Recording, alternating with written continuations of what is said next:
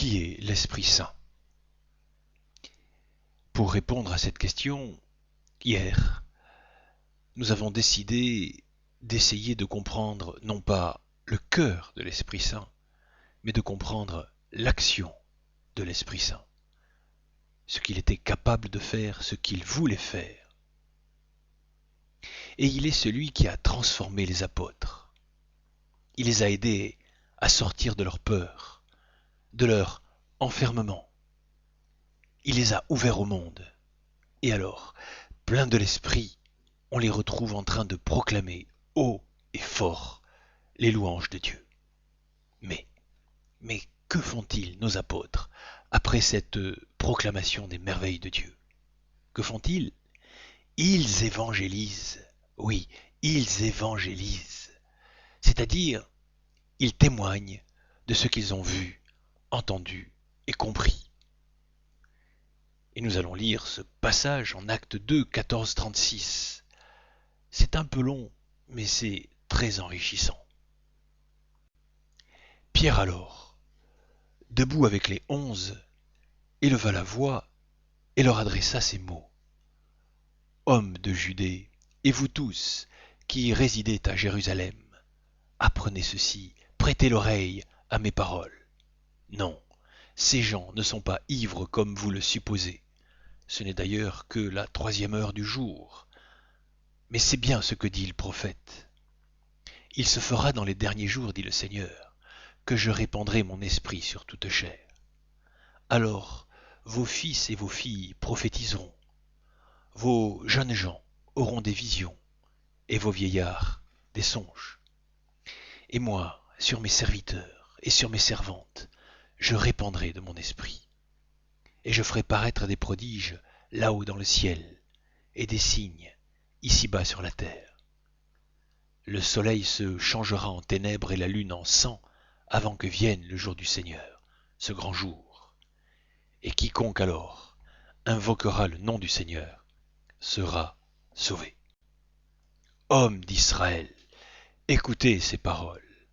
Jésus, le Nazaréen, cet homme que Dieu a accrédité auprès de vous par des miracles, des prodiges, des signes qu'il opérait par lui au milieu de vous tous, ainsi que vous le savez vous-même.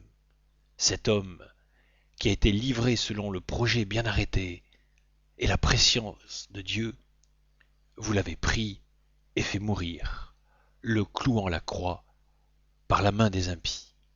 Mais Dieu l'a ressuscité, le délivrant des affres de la mort. Il n'était pas possible qu'il fût retenu en son pouvoir, car David, le roi, dit à son sujet, « Je voyais sans cesse le Seigneur devant moi, car il est à ma droite, pour que je ne vacille pas. Aussi mon cœur s'est-il réjoui, et ma langue a jubilé. Ma chair elle-même reposera dans l'espérance que tu n'abandonneras pas mon âme à la mort, et tu ne laisseras pas ton sein voir la corruption. Tu m'as fait connaître des chemins de vie, tu me rempliras de joie en ta présence. » Frères, il est permis de vous le dire en toute assurance. Le patriarche David est mort et a été enseveli, et son tombeau est encore aujourd'hui parmi nous. Mais, comme il était prophète, il savait que Dieu lui avait juré par serment de faire asseoir sur son trône un descendant de son sang. Il a vu d'avance et a annoncé la résurrection du Christ qui, en effet, n'a pas été abandonné à la mort et dont la chair n'a pas vu la corruption. Dieu l'a ressuscité, ce Jésus. Nous en sommes tous témoins. Et maintenant, exalté par la droite de Dieu, il a reçu du Père l'Esprit Saint, objet de la promesse, et il l'a répandu. Car David, lui, n'est pas monté aux cieux. Il dit lui-même, « Le Seigneur a dit à mon Seigneur, siège à ma droite, jusqu'à ce que j'ai fait de tes ennemis un escabeau pour tes pieds. » Que toute la maison d'Israël le sache donc avec certitude, Dieu l'a fait Seigneur et Christ, ce Jésus que vous avez crucifié. Oups, oups.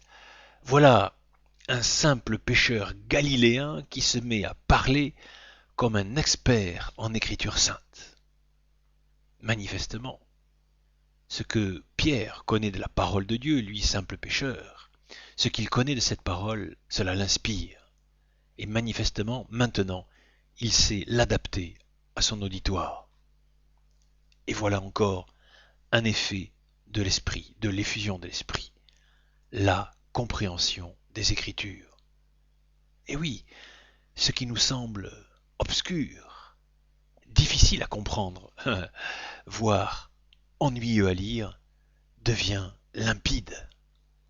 La parole se met à parler, la parole devient vivante, et je commence à la comprendre de l'intérieur, à saisir en quoi elle me concerne aujourd'hui, maintenant, dans ma vie à moi. C'est d'ailleurs personnellement ce qui m'a le plus touché au début de ma conversion. La présence de Dieu dans sa parole, qui devient vivante et actuelle, qui touche ma vie et répond à mes besoins spirituels. Et d'ailleurs, c'est une expérience normale, c'est une expérience habituelle que font beaucoup au début de la vie dans l'esprit. Il n'y a rien de magique à découvrir la réalité de la proximité de Dieu à travers sa parole vivante. D'ailleurs, avec le temps, petit à petit, cette expérience s'estompe, se resitue, car dans la maturation spirituelle qui s'opère, on expérimente et développe d'autres moyens de rencontrer le Seigneur. D'ailleurs, j'en parle la semaine prochaine. Mais revenons à l'intervention de Pierre. Avec ce passage, de façon convaincue et convaincante, on va le voir après, au fruit de la Pentecôte. Eh bien, après ce passage, nous pouvons dire que nous venons d'assister en direct à la première évangélisation. Une évangélisation courageuse et kérigmatique. Une évangélisation qui annonce clairement l'amour de Dieu par la mort et la résurrection de Jésus-Christ, Seigneur et Sauveur. Voilà encore un effet de l'effusion de l'Esprit. Celui qui la reçoit devient évangélisateur. Il ne peut garder pour lui ce qu'il a expérimenté. Il ne peut s'empêcher de vouloir partager la vie nouvelle et le bonheur de la foi. C'est le désir de la mission. Dans son entourage immédiat, ou dans la rue, sur les marchés, parfois à l'étranger, jusqu'aux extrémités de la terre. Personnellement, je doute fort d'un chrétien qui n'évangélise pas et ne témoigne pas. Le coup de l'aspect privé de la foi, que ce qui est bon pour moi ne l'est pas forcément pour mon voisin, est carrément impie, sacrilège, en contradiction radicale avec l'expérience de l'Église. Oui, oui, je respecte mon voisin, mon frère, et ses choix de vie ou de religion. Mais je dois témoigner de l'amour de Dieu, sans fanatisme. L'évangélisation n'est pas propagande, n'est pas endoctrinement, matraquage religieux, mais c'est une proposition respectueuse qui peut se faire aussi avec ferveur, entrain et enthousiasme. D'ailleurs, dans le mot enthousiasme, il y a la racine tout qui veut dire Dieu. Se dire à soi-même ou aux autres, se dire chrétien, et ne pas se sentir concerné par l'évangélisation est contradictoire. Un feu sans flamme est-il possible? Tout au plus quelques braises, et encore, qui ne tardent pas à devenir cendres. Ce que les apôtres ont vécu à leur manière, nous pouvons le vivre aujourd'hui. Les effets sont les mêmes. Seuls changent leur expression, seuls changent parfois leurs expressions. Car, à côté de ces effets, et on a vu que c'était l'enthousiasme, la louange, la nouvelle compréhension des Écritures, l'évangélisation courageuse et charismatique, qui sont les effets de la Pentecôte, il y a les fruits de la Pentecôte. Alors, Maintenant, voyons-les ces fruits. Et lisons Acte 2, 37, 41. D'entendre cela, ils eurent le cœur transpercé, et ils dirent à Pierre et aux apôtres, Frères, que devons-nous faire? Pierre leur répondit, Repentez-vous, et que chacun de vous se fasse baptiser au nom de Jésus-Christ pour la rémission de ses péchés. Et vous recevrez alors le don du Saint-Esprit. Car c'est pour vous qu'est la promesse, ainsi que pour vos enfants, et pour tous ceux qui sont au loin, en aussi grand nombre que le Seigneur notre Dieu les appellera. Par beaucoup d'autres paroles encore, il les adjurait et les exhortait. Sauvez-vous, disait-il, de cette génération dévoyée. Eux donc, accueillant sa parole, se firent baptiser. Il se joignit ce jour-là environ 3000 âmes. La conversion de beaucoup. Voilà le premier fruit de la Pentecôte. Pierre, avec un seul sermon, touche le cœur de 3000 personnes. Aujourd'hui, dans notre attiédissement, 3000 sermons touchent-ils au moins une seule personne? Cela pose des questions, non? Faudrait-il accepter d'abord de les entendre pour ensuite se les poser et y répondre à ces questions? Mais plutôt que de se désoler sur notre pauvreté, continuons à regarder les fruits de la Pentecôte. D'autant plus que c'est bien la première communauté, l'Église primitive des commencements, qui se forme immédiatement à la Pentecôte. Et on va lire Acte 2, 42-47. Il se montrait assidu à l'enseignement des apôtres, fidèle à la communion fraternelle, à la fraction du pain et aux prières. La crainte s'emparait de tous les esprits. Nombreux étaient les prodiges et signes accomplis par les apôtres. Tous les croyants ensemble mettaient tout en commun. Ils vendaient leurs propriétés et leurs biens et en partageaient le prix entre tous selon les besoins de chacun. Jour après jour, d'un seul cœur, ils fréquentaient assidûment le temple et rompaient le pain dans leurs maisons, prenant leur nourriture avec allégresse et simplicité de cœur. Ils louaient Dieu et avaient la faveur de tout le peuple. Et chaque jour, le Seigneur adjoignait à la communauté ceux qui seraient sauvés. Voilà un autre fruit de la Pentecôte. Ce fruit, c'est la vie communautaire. La vie communautaire.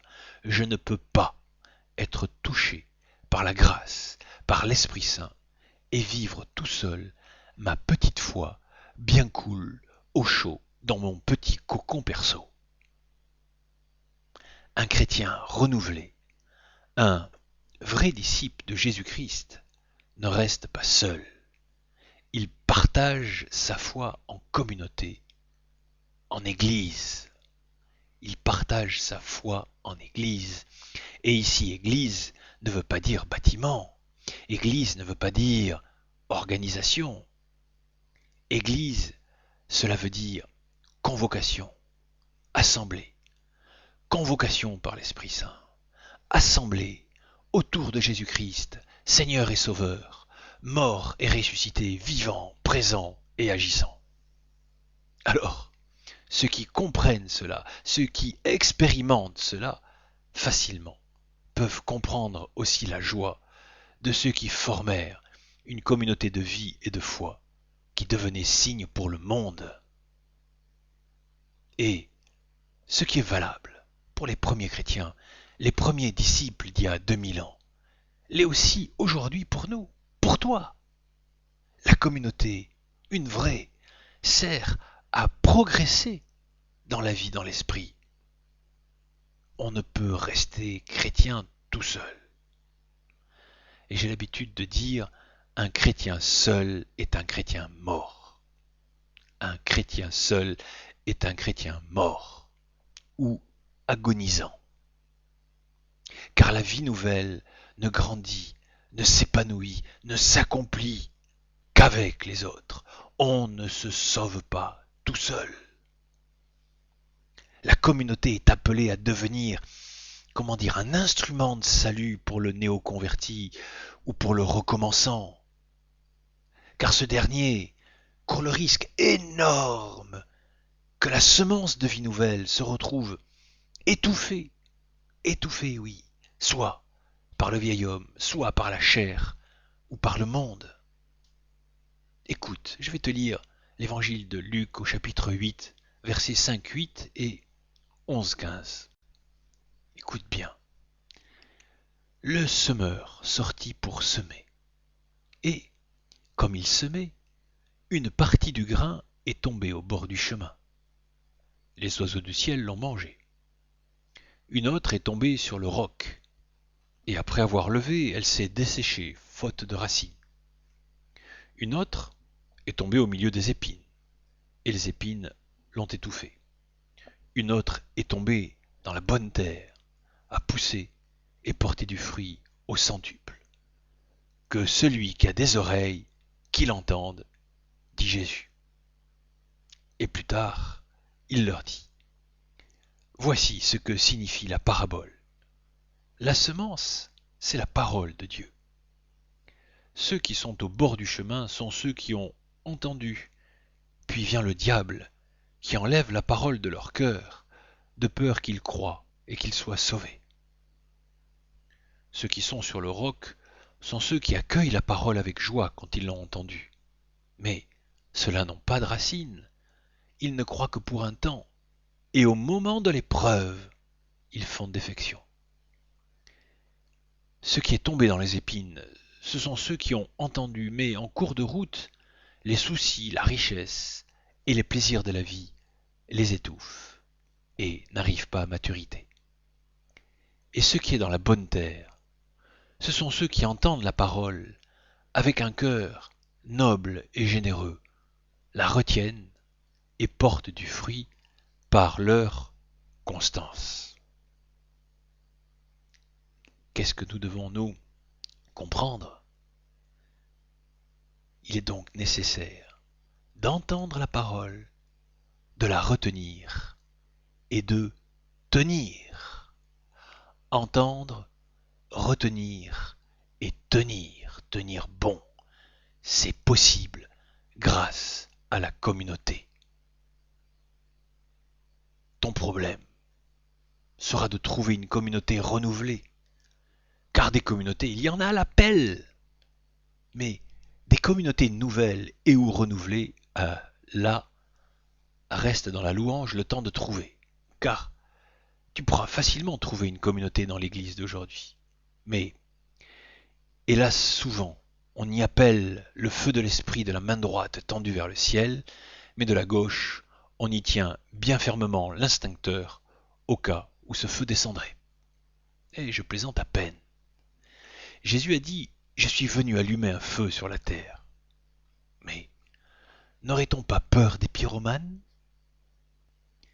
Mais rassure-toi, la parole déclare, à qui frappe on ouvre, et qui cherche trouve.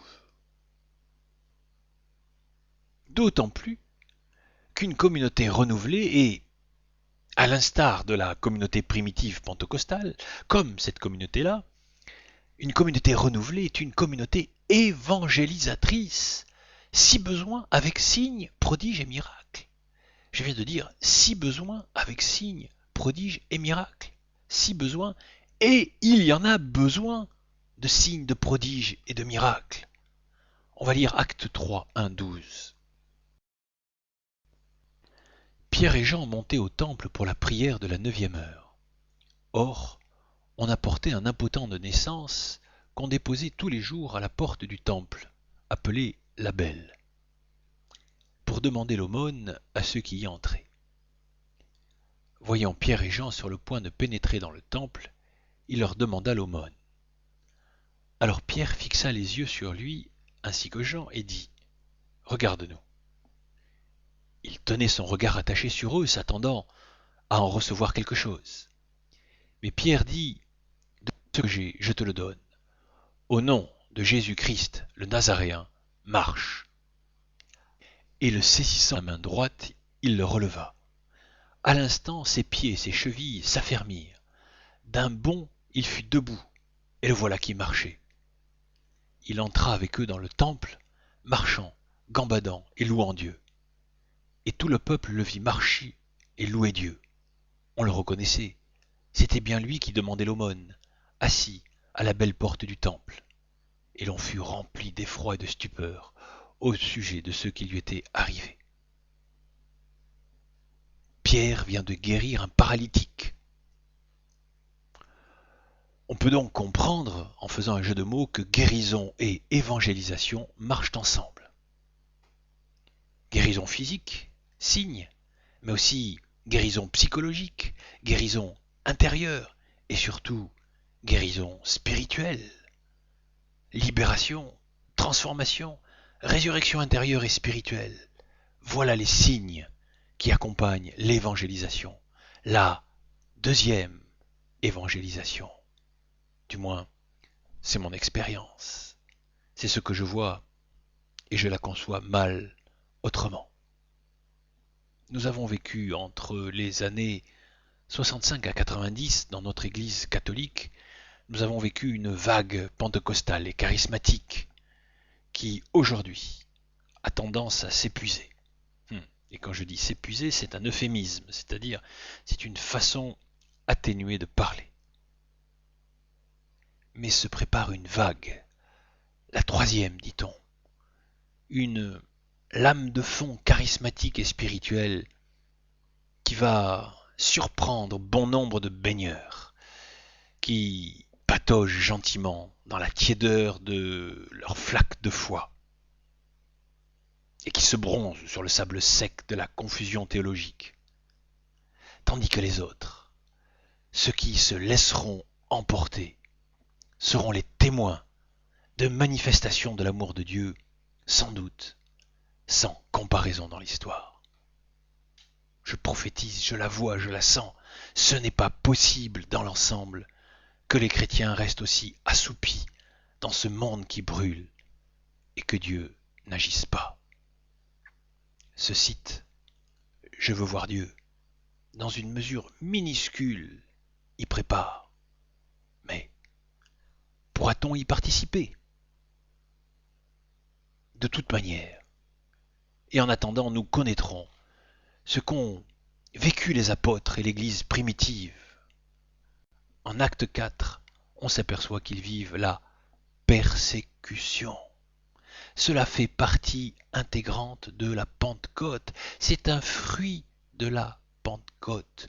On ne peut recevoir l'Esprit Saint en vérité et ne pas subir, tôt ou tard, plutôt que tard d'ailleurs, ne pas subir le lynchage, la persécution, l'opposition.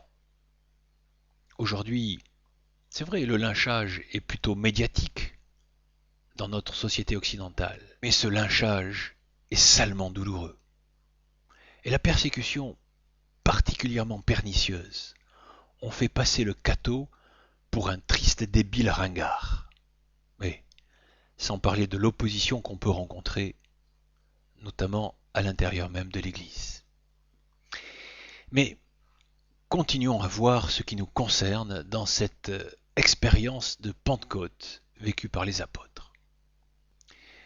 Ce qui est remarquable, c'est que, à la suite de cette Pentecôte, il y a eu une succession d'effusions de l'Esprit que va connaître l'Église naissante. On va voir, acte 4, 31. On assiste à une effusion à Jérusalem sur la communauté persécutée. Il est dit, tandis qu'il priait, l'endroit où il se trouvait réuni trembla. Tous furent alors remplis de l'Esprit Saint et se mirent annoncer la parole de Dieu avec. En acte 8, chapitre 15 à 17, on assiste à une effusion en Samarie. Les apôtres descendirent donc chez les Samaritains et prièrent pour eux, afin que l'Esprit Saint leur fût donné. Car il n'était encore tombé sur aucun d'entre eux.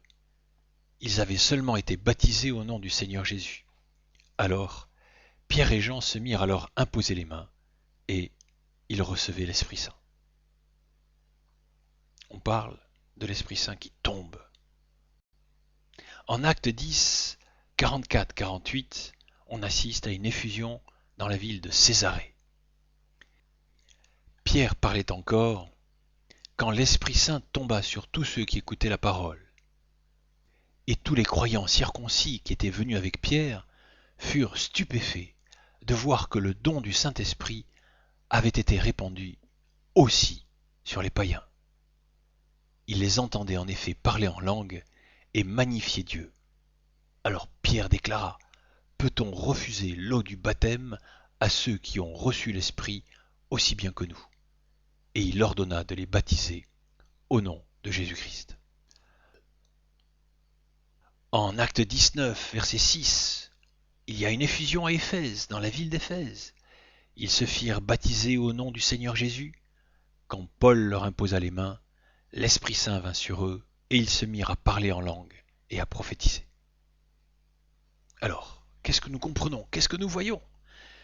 Nous voyons des effusions de l'Esprit qui s'opèrent de différentes manières, soit par la médiation d'hommes différents, Philippe d'un côté, Pierre, Paul, mais aussi on assiste à des effusions de l'Esprit directes par l'Esprit Saint qui tombent. Ces effusions de l'Esprit ont lieu soit sur les mêmes hommes, soit sur des hommes différents, soit sur des communautés différentes, sur des déjà disciples, ou bien sur des juifs ou des samaritains, voire même des païens. Parfois même l'effusion précède le baptême. On l'a vu à Césarée en Acte 10, 44-48. Donc, on peut dire que l'Église des Actes des Apôtres avance d'effusion en effusion. Et qu'est-ce que cela veut dire concrètement? Cela veut dire qu'il n'y a pas de normes. Et aujourd'hui, c'est pareil, c'est identique. L'Esprit Saint ne se canalise pas dans un organigramme pastoral. Et que nous apprennent ces expériences?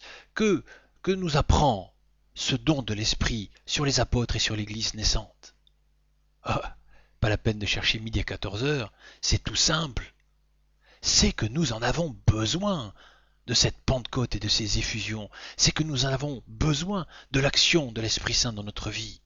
Moi, j'en ai besoin. Toi aussi, t'en as besoin. Tu as besoin de vivre ta Pentecôte personnelle, ce qu'on appelle l'effusion de l'Esprit, et que certains, je l'ai déjà dit, mais je le répète, certains appellent le baptême dans l'Esprit, mais cela prête à confusion avec le baptême sacramentel. Il vaut mieux parler d'effusion de l'Esprit.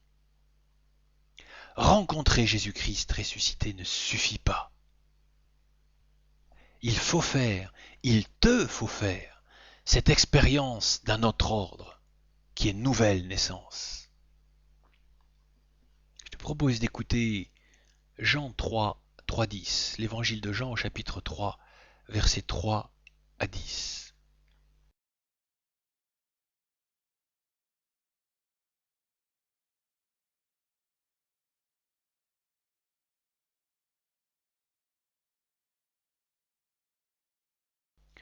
Or, il y avait parmi les pharisiens un homme du nom de Nicodème, un notable des Juifs.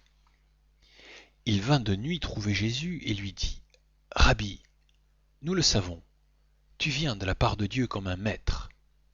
Personne ne peut faire les signes que tu fais si Dieu n'est pas avec lui.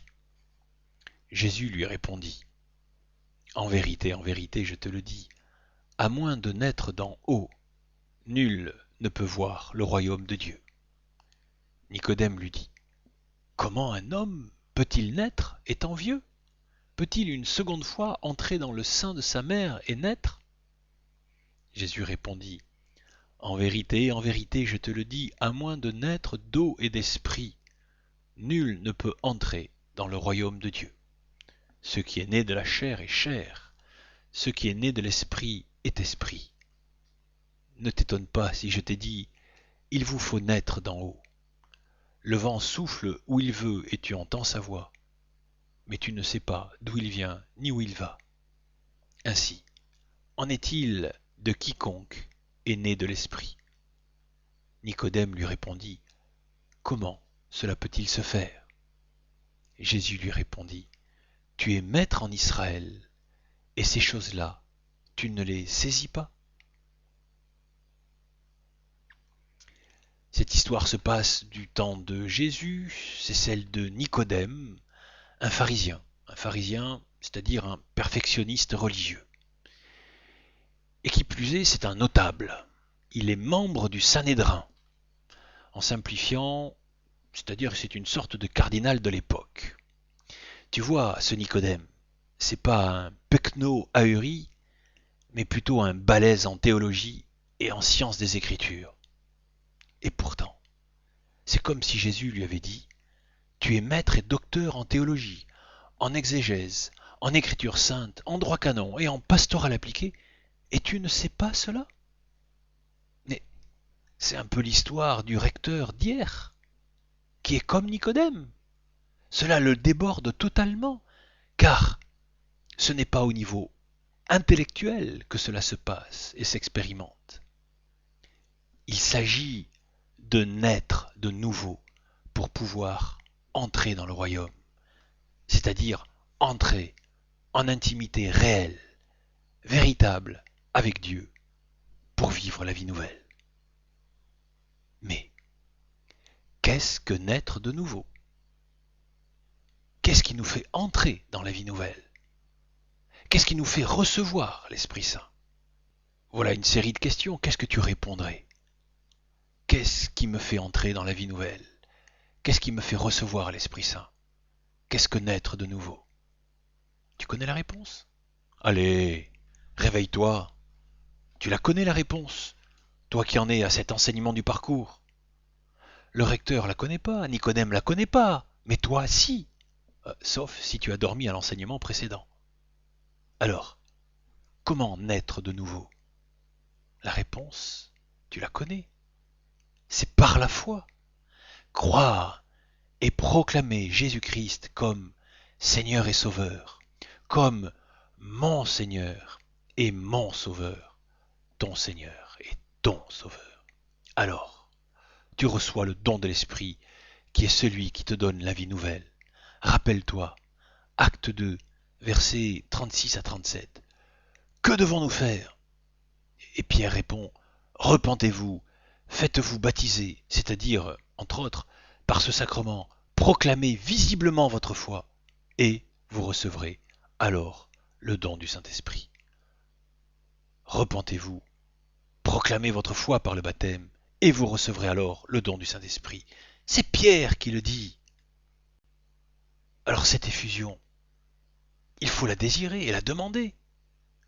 Et pour te faire comprendre ce désir, je vais te lire Jean chapitre 4, l'épisode de la Samaritaine. Mais avant de lire, je vais te donner les 3 clés de ce passage pour que tu en saisisses immédiatement le sens et l'importance quand tu l'entendras.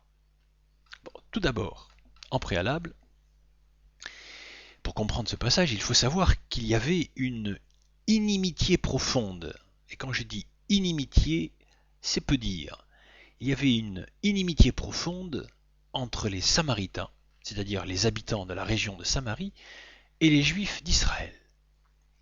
Les Juifs considéraient les Samaritains comme des dégénérés religieux, oui, des dégénérés religieux, qui plus est schismatiques, sécessionnistes, aux origines génétiques pas forcément juives, donc impurs.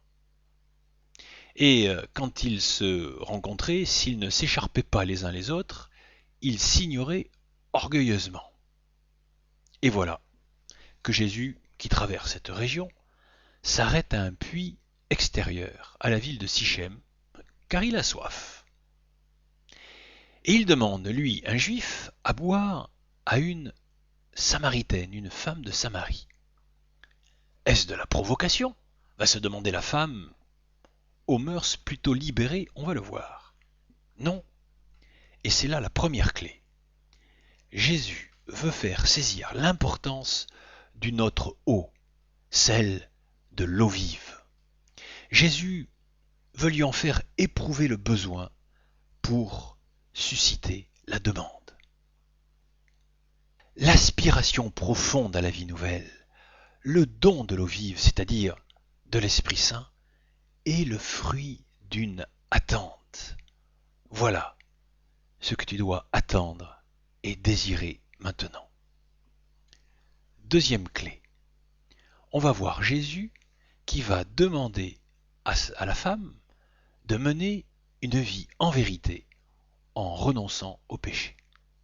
Car une femme seule qui vient chercher de l'eau au plus chaud de la journée, ce n'est pas normal. On est en pays sémite. Pour échapper à la chaleur, les femmes viennent en groupe, tôt le matin ou tard l'après-midi, puiser de l'eau. Si cette femme vient seule et à cette heure-ci, c'est qu'elle veut éviter de rencontrer les autres, qui pourraient lui arracher les yeux, la lapider, c'est-à-dire lui caillasser la tronche. Car elle est une voleuse d'hommes, la fille de joie de la ville, et ça, les honnêtes femmes ne le supportent pas. Alors Jésus va lui proposer, sans la juger ni la condamner, Jésus va lui proposer de renoncer à ce qui est incompatible avec l'eau vive, avec la vie dans l'esprit. Voilà ce qui t'est proposé aussi maintenant pour recevoir l'effusion de l'esprit. Et troisième clé, Jésus se présente comme le Messie, celui qui a l'onction de Dieu, en qui elle, cette femme de Samarie, peut avoir foi. Et c'est bien cela qui t'est proposé à toi aussi. Mais maintenant, lisons ce passage, laissons la parole parler. Jésus devait traverser la Samarie. Il arrive donc à une ville de Samarie appelée Sichem, près de la terre que Jacob avait donnée à son fils Joseph. Là se trouvait le puits de Jacob. Jésus, fatigué par la marche, s'était assis près du puits. C'était aux environs de la 6e heure, c'est-à-dire midi. Une femme de Samarie vient pour puiser de l'eau. Jésus lui dit, « Donne-moi à boire. » La femme de Samarie lui dit, « Comment ? Toi qui es juif, tu me demandes à boire, à moi qui suis une femme samaritaine ?» Et Jésus lui répondit, « Si tu savais le don de Dieu, et qui est celui qui te dit, « Donne-moi à boire », c'est toi qui l'aurais prié, et il t'aurait donné de l'eau vive. Elle lui dit, « Seigneur, tu n'as rien pour puiser, le puits est profond. » Mais, d'où l'as-tu donc, l'eau vive ? Serais-tu plus grand que notre père Jacob, qui nous a donné ce puits, où il y a bu lui-même, ainsi que ses fils et ses bêtes ? Jésus lui répondit, « Quiconque boit de cette eau aura soif à nouveau. Mais qui boira de l'eau que je lui donnerai n'aura plus jamais soif. L'eau que je lui donnerai deviendra en lui source d'eau jaillissant en vie éternelle. » La femme lui dit, « Seigneur, donne-moi cette eau, afin que je n'ai plus soif, et que je ne vienne plus ici pour puiser. » Il lui dit, « Va, appelle ton mari et reviens ici. » La femme lui répondit, « Je n'ai pas de mari. » Jésus lui dit, « Tu as bien fait de dire, je n'ai pas de mari, car tu as eu 5 maris, et celui que tu as maintenant n'est pas ton mari. En cela, tu dis vrai. » La femme lui dit, « Seigneur, je vois que tu es un prophète. Nos pères ont adoré sur cette montagne, et vous les Juifs, vous dites, c'est à Jérusalem qu'est le lieu où il faut adorer. » Jésus lui dit, « Crois-moi, femme, l'heure vient où ce n'est ni sur cette montagne, ni à Jérusalem que vous adorerez le Père. Vous, vous adorez ce que vous ne connaissez pas. Nous adorons ce que nous connaissons, car le salut vient des Juifs. Mais l'heure vient, et c'est maintenant, où les véritables adorateurs adoreront le Père en esprit et en vérité, car tels sont les adorateurs que cherche le Père. Dieu est esprit, et ceux qui adorent, c'est en esprit et en vérité qu'ils doivent adorer. » La femme lui dit, Je sais que le Messie doit venir, celui qu'on appellera le Christ. Quand il viendra, il nous expliquera tout. Jésus lui dit, je le suis, moi qui te parle. La femme, alors, laissa sa cruche, courut à la ville et dit aux gens, venez voir un homme qui m'a dit tout ce que j'ai fait. Ne serait-il pas le Christ? Elle devient donc évangélisatrice, témoin de quelque chose de nouveau. Et alors, pour les habitants de Sichem, la rencontre devient possible, la vie nouvelle aussi. Ce passage, pour nous faire comprendre qu'il est nécessaire de désirer l'eau vive, de désirer l'effusion, de désirer l'Esprit Saint. Mais il y a un petit bémol. Désirer faire l'expérience de la Pentecôte personnelle, aspirer à l'effusion de l'Esprit, c'est bien, mais cela ne suffit pas. Il faut la demander. Il faut la demander, cette effusion. En Luc 11, versets 9 à 13, on peut lire, par rapport à cette effusion, « Et moi, je vous dis, demandez, et l'on vous donnera. Cherchez, et vous trouverez. Frappez, et l'on ouvrira. Car quiconque demande, reçoit. Qui cherche, trouve. Et à qui frappe, on ouvrira. Quel est le père auquel son fils demande un poisson, et, à la place du poisson, lui remettra un scorpion? Alors, si vous donc, qui êtes mauvais, vous savez donner de bonnes choses à vos enfants, combien plus le Père du ciel donnera-t-il l'Esprit Saint à ceux qui l'en prient? Combien plus le Père du ciel donnera-t-il l'Esprit Saint à ceux qui lui demandent? Pourquoi demander? Pourquoi cela? Parce que Dieu attend une collaboration avec lui pour accueillir ce don. La vie dans l'esprit n'est pas magie, mais participation à la grâce. On y revient la semaine prochaine. L'accueil de ce don, cela peut se faire quand bon semblera à l'Esprit Saint. Cela peut se faire maintenant, durant ce séminaire, ou ailleurs. Cela peut se faire d'une façon violente, comme l'expérience de Paul dans les Actes des Apôtres, au chapitre 9, et je te laisse la lire.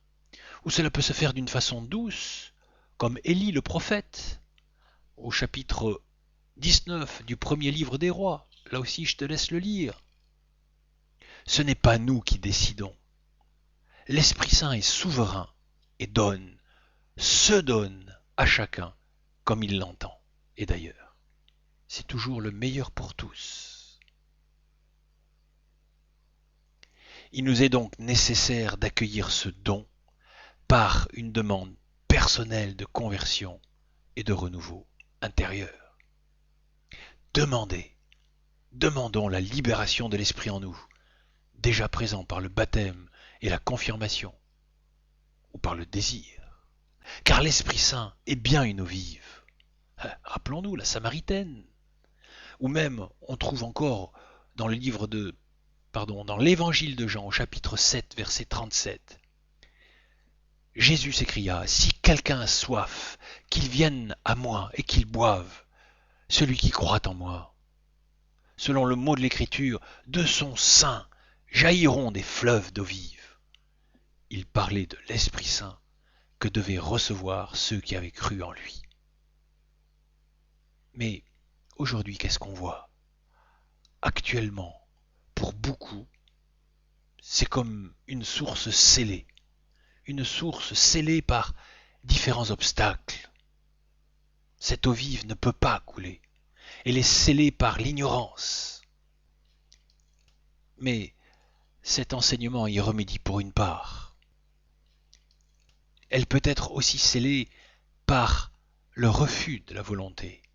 Car en nous, il y a le vieil homme qui fait de la résistance et qui se manifeste par les entraves de l'orgueil, de l'égoïsme, de la chair sensuelle, des peurs, de la paresse, etc. Rappelons-nous que cette effusion de l'Esprit Saint ne vient pas du dehors, mais du dedans, pour renouveler de l'intérieur, afin de devenir de plus en plus enfant du Père et témoin de Jésus-Christ, mort et ressuscité, Seigneur et Sauveur, vivant, présent et agissant. Donc pour devenir témoin de l'amour trinitaire par l'exemple d'une vie renouvelée. Et oui, une vie renouvelée, car pour nous, les fruits perceptibles de cette effusion peuvent se manifester non seulement dans ma relation à Dieu, mais aussi dans ma relation aux autres. Dans ma relation à Dieu, cela va se manifester par une confiance plus grande en lui. Cela va se manifester par un amour qui va avoir davantage de zèle. Et cela va se manifester concrètement par une prière personnelle vivifiée. Et on en parle la semaine prochaine. Dans ma relation aux autres, cela va se manifester par un véritable amour fraternel. Et voir, expérimenter l'abolition des distinctions de race et de classe. Je pourrais vivre, expérimenter le pardon, pardon donné, pardon partagé, réconciliation, bienveillance. Je pourrais vivre le désir de partager en profondeur. Et même cela peut me toucher dans ma relation avec moi-même. Cela peut me réconcilier avec mon passé. Cela peut me libérer de complexes cavaliers par une délivrance d'inhibition, de scrupules, d'angoisse profonde, délivrance de la tentation du suicide. Il y a comme, par cette effusion, une libération au fond de mon être. Il y a un exercice effectif, une mise en route réelle de ressources inconnues ou démobilisées pour maintenant me permettre une vie nouvelle, transformée, ressuscitée. Alors, tu la désires cette effusion? Tu l'espères de tout ton cœur? Tu l'appelles de tout toi-même?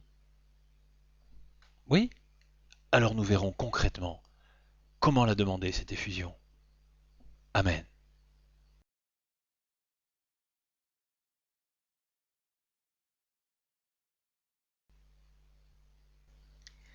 Réjouis-toi, Marie, pleine de grâce. Le Seigneur est avec toi. Tu es bénie entre toutes les femmes, et Jésus, le fruit de ton sein, est béni. Sainte Marie, Mère de Dieu, prie pour nous pauvres pécheurs, maintenant et à l'heure de notre mort. Amen. Alléluia. Merci Seigneur.